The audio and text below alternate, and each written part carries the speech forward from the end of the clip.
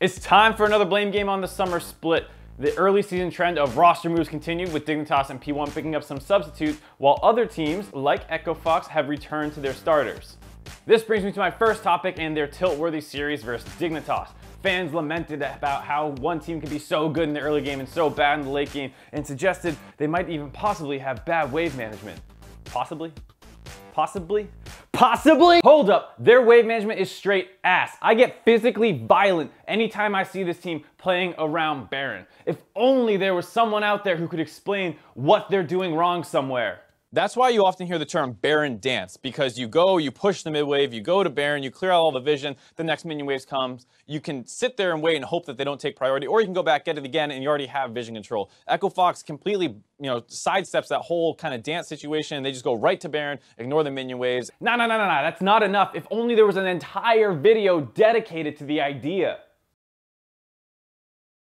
Oh right, I made that video last split, and I've been talking about that with this team for over a year. Say it with me, kids. Mid priority, mid priority, mid priority. Everyone struggles with this from time to time, but Echo Fox is phenomenally bad at it. In game 1, they let Lod walk up to their inhibitor turret when they're up 4,000 gold in the game. Just a couple minutes later, Lod is actually able to take the inhibitor turret, while Echo Fox is forced at best to trade for a top inner turret. Even in game 2, with a 10,000 gold lead and the mid inhibitor down, they allow their opponents to push all the way up to their mid inner turret against super creeps. That means they've been out of mid lane longer than Reginald.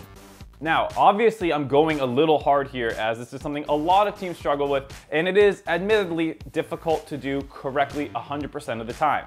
However, there are tons of situations where they clearly need to push one more wave before starting up their vision control attempts, and they fail to do so consistently. This team has a sister team, and so they probably should set up some kind of dramatic practice philosophy where they are forbidden from going towards an objective until they have pushed their mid minion wave past the river. As a side note, this is probably why Echo Fox is more successful in 1-3-1 setup, because the use of mid priority is a little different in that team comp. Either way, hopefully in the future I see mid priority specifically called out from this team when they are making mistakes using it. The other topic this week is a bit of a two-parter coming from the Envy sets. Both Seraph and Lyra came under fire from some decisions that they were making in their games. Starting with Lyra, his decision to not build a big armor item early against a primarily physical damage team comp is obviously a mistake. Any Gragas man out there can attest to how good the extra feeling heals, but another way to think about it is that by lowering the amount of damage you take, each point that you heal back becomes more effective. Moving on to Seraph, he's a little bit of a unique case to look at. His laning stats don't seem particularly bad, but when you think about what champions he's playing, it does start to look worse. His team often leaves up strong tanks, allowing him to get the counter pick, but he isn't building substantial laning leads. This makes him a little bit of a resource hog in the draft, because it means he's pretty much always going to need a pick after he sees his opponent's pick, and that was a much bigger problem last split when they had Ninja as well wanting counter pick. At least Pyrion this time around can take his mids blind early. Seraph has a couple situations he's pretty good at, like 1v1 split pushing, or when he's using a playmaking damage dealer like Lissandra, but outside of those he does feel like he doesn't stack up as well compared to other top laners. His champion pool makes it so that when he does lose lane, it's often more detrimental than it is if he was stuck on a tank or playmaker. I think Seraph deserves blame for these series in particular, given the fact that he struggled a little bit, but he's been this player for a long time, so it's a little surprising to see some of these criticisms.